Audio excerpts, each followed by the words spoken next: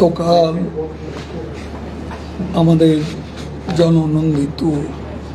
সভাপতি প্রধানমন্ত্রী বঙ্গবন্ধু কন্যা শেখ হাসিনার স্বদেশ প্রত্যাবর্তন দিবস সারা দেশে গণমানুষের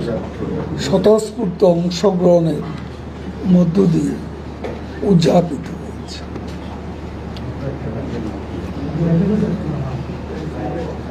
জননেত্রী শেখ হাসিনা বাংলাদেশে বঙ্গবন্ধু হত্যার 6 বছর পর প্রবাস থেকে ফিরে এসেছিলেন বলেই বাংলাদেশের মতো